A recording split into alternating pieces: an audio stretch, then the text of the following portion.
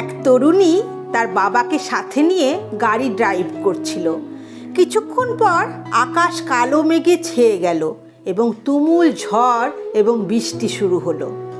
তরুণটি ভয় পেয়ে বাবাকে জিজ্ঞেস করলো, বাবা কি করব? পাশের সিট থেকে বাবা মেয়েকে সাহস জোগালেন, তুমি ড্রাইভ করতে থাকো, থেমো না। তরুণটি গাড়ি ড্রাইভ করতে লাগলো, কিন্তু ঝড়ের প্রচণ্ডতা আরও বেড়ে যাওয়াতে গাড়ি ড্রাইভ করা কঠিন হয়ে পড়েছিল। কিছুক্ষণ পর গাড়ি নিয়ন্ত্রণ করা প্রায় অসম্ভব হয়ে উঠল। তরুণটি আবারও তার বাবার কাছে জানতে চাইল থামবে কিনা। বাবা আগের মতোই ড্রাইভ করতে বললেন। কিছু দূর ড্রাইভ করার পরে তরুণী লক্ষ্য করল তার পথের কিছু সামনে 16 চাকার একটা লরি রাস্তার পাশে সাইড করে থেমে যাচ্ছে। তার সামনে আরও কিছু গাড়ি রাস্তার এক পাশে পার্ক করে থেমে আছে।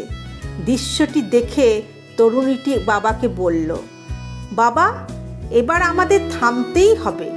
আশেপাশে সবাই দেখো গাড়ি ড্রাইভ করা বন্ধ করে পথের পাশে থেমে যাচ্ছে, কিন্তু বাবা সেই আগের মতোই তার সিদ্ধান্তে অটল। হাল ছেড়ো না, তুমি আস্তে আস্তে ড্রাইভ করতে থাকো। বাবার কথা শুনে মেয়েটি সাহস পেল এবং প্রচণ্ড ঝড়ের মধ্যেও আস্তে আস্তে সামনের দিকে আগাতে লাগলো। এভাবে কয়েক মাইল যাবার পরে তরুণটি আবিষ্কার করলো ঝড় থেমে গেছে এবং সূর্য উঠে গেছে। এবার বাবা বললেন, এবার গাড়ি থামিয়ে বাইরে বেরোতে পারো। তরুণটি অবাক হয়ে বাবাকে জিজ্ঞেস করলো, এখন কেন বলছো?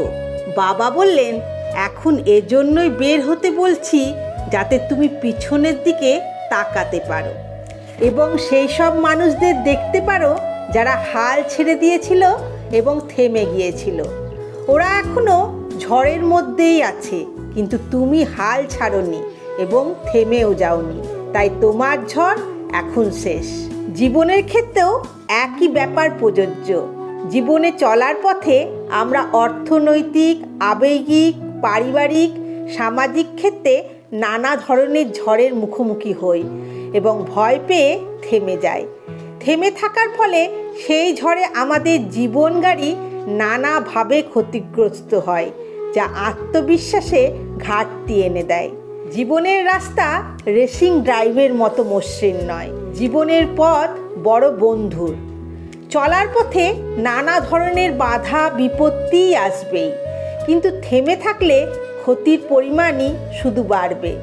কঠিন পরিস্থিতিতে পড়ে আশেপাশের মানুষগুলো কিংবা সবচেয়ে কঠিন লোকটিও হাল ছেড়ে দিয়েছে বলেই যে আপনাকেও হাল ছাড়তে হবে এমন নয়। পরিস্থিতি যতই কঠিন হোক না কেন, ধীরে ধীরে সামনের দিকে অগ্রসর হতে থাকুন। ভগবানকে স্মরণ করুন, ধৈর্য ধরুন, পূর্ণতা আসবেই জীবনে। দেখবেন সাফল্যের ঝলমলে সূর্যটা আবার আপনার মাথার উপরে।